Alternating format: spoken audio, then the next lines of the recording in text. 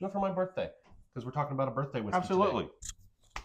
But it says Happy Father's Day. It's a bottle. Snug. Fancy bottle. So snug. Yeah, I like that bag. Yeah. Why not? It's Canadian. It's Canadian. Gotta say it's maple syrup. I'd say it's probably half maple syrup. Kind of mold. Yeah. Second whiskey before 10 a.m. Bang, bang, bang. All right. All right. So you can do the intro. Yep. All right.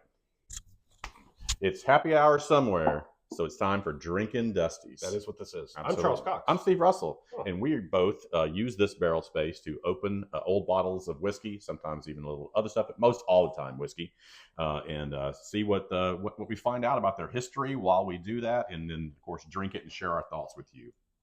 This bottling today, actually, before we get started, we should remind people, please subscribe. Just mash that button right down there. It really helps us out. Especially do it for my birthday. Right.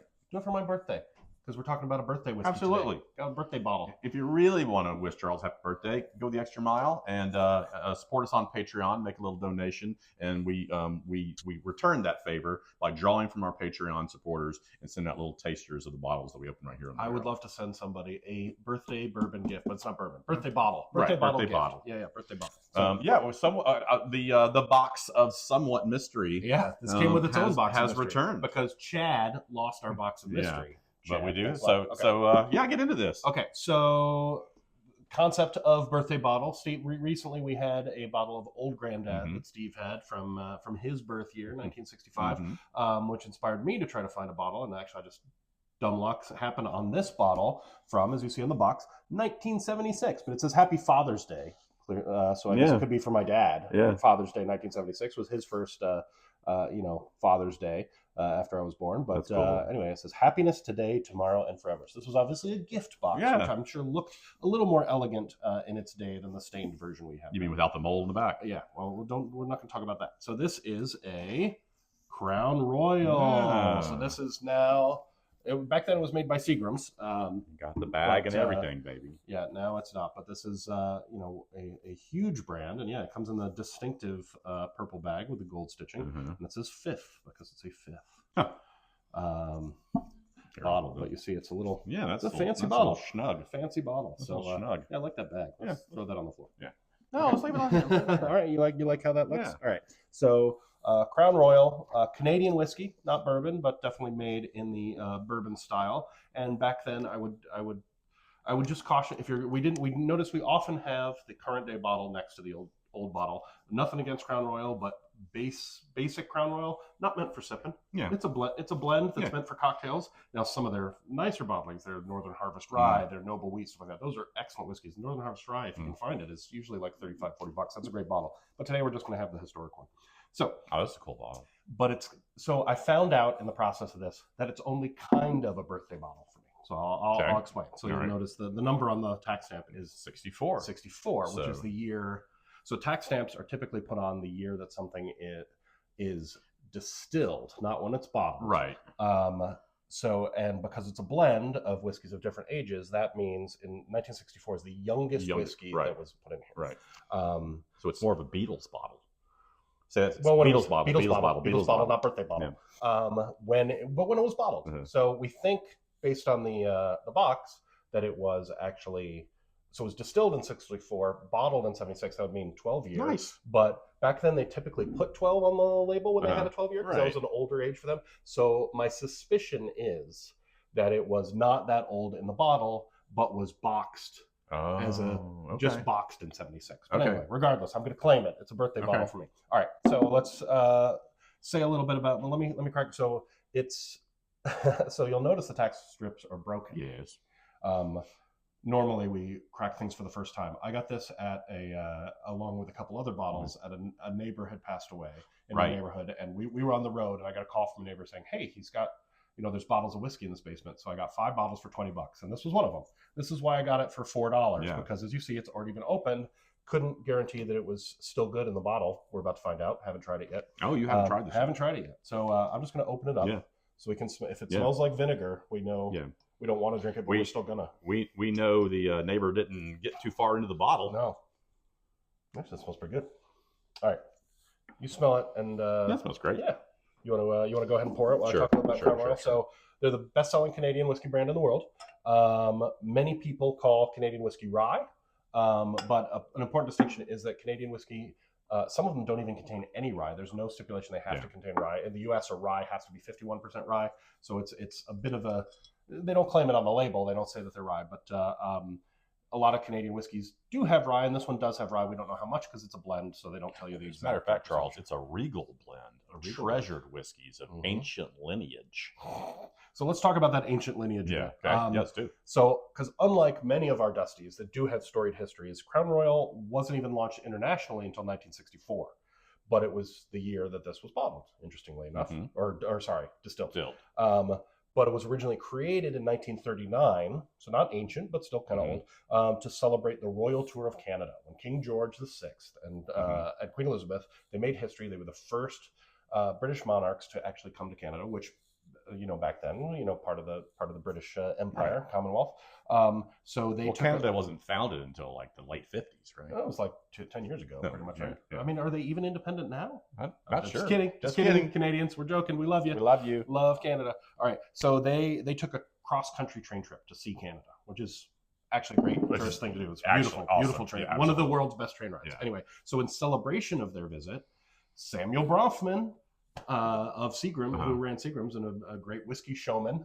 You kind of have to call him a showman. He knew good PR, and he decided to create a special blended whiskey for them. So he allegedly they experimented with over 600 different blends before they settled on what they felt was the best one to present to the royal couple. The first ever bottle of Crown Royal came in a cut glass decanter and wrapped in a regal purple velvet bag, decorated with gold stitching. Not this one in particular, but it became, the sort of the showpiece for the brand because of the. Interestingly enough, the royal couple didn't drink that bottle. They kept it. It was a keepsake. It was it was put in a position of prominence on the train to show the goodwill of the Canadian people to give this gift. They also sent them with another 10 cases of whiskey, as one does, to use for receptions, whatnot. But apparently, in the course of those receptions, King George became a huge fan of it, drank a lot of it on the trip, and so they called it the whiskey fit for a king. Okay. And what year is this? This was in 1939. Okay, cool. So right before World War II. Okay. But for some reason, until 1964, it was a purely Canadian brand. They didn't sell it outside the country at all. That's when they started bringing it to the U.S. So this year, when this was distilled, was the first year that you could buy it in the U.S. and then other countries. Today, and back then, there was a blend of 50 different Canadian whiskeys from 5 different mash recipes, 12, and today from 12 unique column stills at their massive Gimli distillery, which is on the shores of Lake Winnipeg in Manitoba. It's a massive operation. 51 warehouses there. Wow. They store 1.5 million barrels of whiskey there. They run 24 hours a day, 7 days a week. They make a lot of whiskey. Wow. Now their production uses rye, corn, and barley. We don't know in what percentages, but 80% of the grains are sourced nearby in Manitoba and combined with limestone filtered water in Manitoba. But our bottles I mentioned distilled in 1964. At least the youngest whiskey in it was. Put in that box in 76. We don't know when it was bottled. I'd like to think 1976, but again, there's no 12 on the label. But there's rumors that this particular bottling actually has 25-year-old whiskey as part of the blend, along with other stuff. All right. The youngest whiskey was 1964, but there could be 25 years as well in there. I haven't been able to confirm that. Hopefully let's smell. Yeah. It smells like it could have old stuff in there. Definitely smells like a Dusty. Definitely smells like bourbon. Yeah, it has a big bourbon smell. Yeah. You smell that oak. Yeah, for real. So an interesting thing. So we talked about the Gimli distillery. This was not made in Gimli. This was made in Waterloo, Ontario, at the Seagram's facility there. In 1992, the last barrels were filled at Waterloo. 1993, there was a fire, as there often is, tore through the property, burnt down the warehouses. So the Waterloo bottles are actually worth a lot more nowadays. Some of them go for as much as $1,000. Obviously, not this one. It's been opened, but that's a lot for Canadian whiskey. Yeah. Canadian whiskey often doesn't get the same respect as bourbon and Scotch, but that's a telling feature there. So why don't we go ahead and try it? Because you're right, it smells a lot like bourbon. Yeah. So you're getting the classic like vanilla, caramel, oak spice notes, little cinnamon. Oh, I like that. That's great. That's really good. That's very bourbon-like, but sweeter with less spice than a bourbon. Right. It's a very sweet bourbon if it were a bourbon. So this reminds me a lot of that Shenley from 1952 we had, but I would say it's sweeter and richer. It's a thicker. There's a lot of viscosity to it. It's like really thick mouthfeel.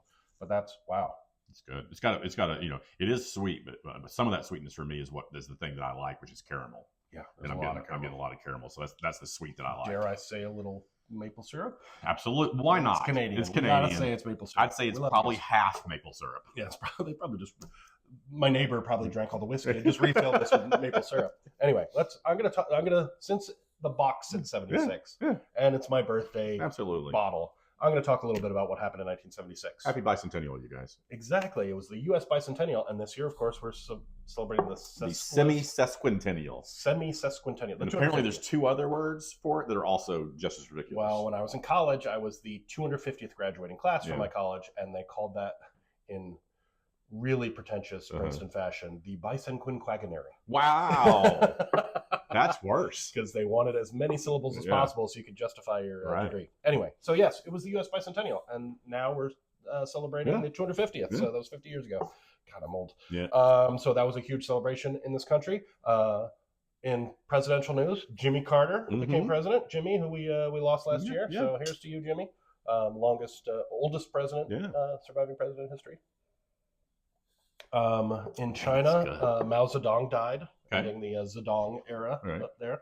And in Vietnam, North and South Vietnam were finally officially reunited. Okay. In technology, Apple Computer Company was founded, and Microsoft was officially registered in the same year. Wow. Same year, 1976. The supersonic Concorde jet began first commercial flights.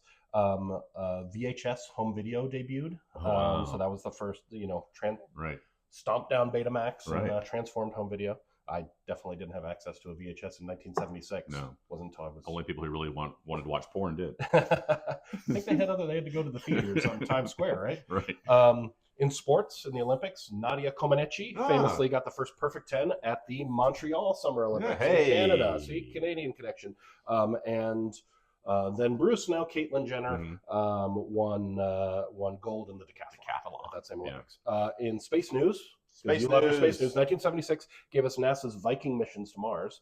The first Viking 1 became the first spacecraft to actually land on the Martian surface and send back detailed images and data from Mars. And we unveiled the Space Shuttle Enterprise. Oh, wow. And the Soviet probe claimed to have found evidence of water on the moon. I think they're still trying to figure that out. Yeah, that was not true. Yeah. We definitely never found any signs of life. In disaster news, a massive earthquake in Tangshan, China, killed an estimated 242,000 people. Holy moly. Which is crazy. Yeah, even honestly, it's probably more, because just for news to get out of China. Yeah, especially then when they lost their leader died. And so, and it was the first ever outbreak of Ebola identified in Sudan and Zaire. So yeah, that was a rough year in that regard. And it was an especially rough year for the Lutz family in Amityville, Long Island. Why was that? Because 28 days after they moved into their house, they fled, which became the inspiration for the Amityville Horror. Exactly. I don't think it was a good experience for them. The band held their farewell concert. Which band? The band. And where were they mostly from? Were they mostly Canadian? They were mostly Canadian. Some of them were Canadian. Yeah, some of them mostly. Yeah, mostly. I don't know if it's more than 50%. Yeah. But that was commemorated in The Last Waltz, as we know. At the Oscars, Foreman's One Flew Over the Cuckoo's Nest. Foreman, received 9 nominations, won 5 awards, including Best Picture and Best Director. Isabelle Adjani became the youngest actress ever nominated for Best Actress until 2004. And then George Burns became the oldest actor to win any acting award. He won for Best Supporting Actor, and he would actually be the last person born in the 1800s to win an acting award. So, here's to you, George. Yeah. And to Adjani, Isabelle Adjani. That was the Oscars, which was awarding movies from the previous year.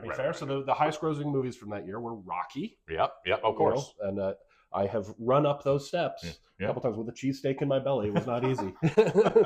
The original A Star Is Born, starring Chris Christopherson and Barbra Streisand. Wait a minute, that's not the original, though. Oh, you're right, that's not the original, but the one that, the famous one. Right. You're absolutely right about that. Remake of King Kong. Yeah, I love, which I love. Jeff Bridges, Charles Grodin, and Jessica Lange. Yep. The action comedy Silver Streak, which was the first pairing of Gene Wilder and Richard Pryor. Yep. It's a great movie, actually. Watergate drama All the President's Men with Dustin Hoffman and Robert Redford. Robert Redford, who we lost this year. Yeah, strong cinema year. Yeah, exactly. And that's not all. Okay. Richard Donner's horror classic The Omen, Gregory Peck, and The Bad News Bears. Oh, Walter Matthau. Love it. So those are all good movies. And on TV, it was the premiere of The Muppet Show. Wow. And I kind of feel that we are the modern day Statler and Waldorf. Exactly. We're curmudgeonly enough. Yeah, so that was 1976 in a nutshell. Wow, that's cool. That's big stuff. This is great. This is really nice. I really, really enjoy this. Totally. But it is so syrupy. Yeah, it is very syrupy. It is Like- so sweet. If you don't like sweet whiskey, you would hate this. Like maybe the second glass might get a little cloying. Yeah, I think this is one you have a glass, but then you have to move on to something to sort of break through that. Yeah. But it is, I mean, it is thick. Yeah. Although it's not leaving a lot of legs. I know I hate legs as a measurement, but There are some. Look. okay. Look right yeah, there. yeah, there you go. See that? It's got a thick mouthfeel to it. It's very sweet, but it's got other elements to it too that sort of cut the sweetness a bit. But I'm not mad at this. So we don't know if this is actually 76. It said 76 on the box. It's 76. It says 64 on the stamp, but that's when it was distilled. Yeah. But that would mean that it's a 12-year-old whiskey. I'm declaring it 76. Okay. All right. Well, thank you. I'm enjoying for this your birthday. for my birthday. Thank All you. right. So, till next time, Keep it dusty. Cheers. Skull. That's cool. Yeah, that was great. Milking my money on whiskey and honey, two folks in your bed. Dusty. Cheers. Skull. That's cool. Yeah, that was great. Yeah.